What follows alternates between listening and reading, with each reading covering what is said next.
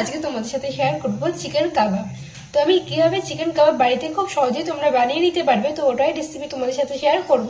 Boneless chicken নিয়েছি, চিকেনের মধ্যে লেবুর রস, আদা রসুন পেস্ট আর লঙ্কা পেস্ট দিয়েছি।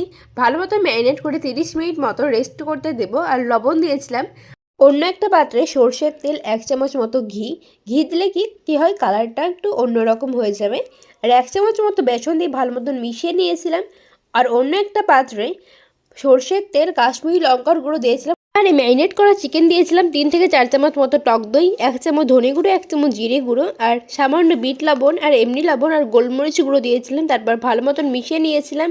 আর লাস্টে কাসুরি মেথি আর বেসনটা দিয়ে ভালো মতন ম্যারিনেট করে নিয়েছিলাম।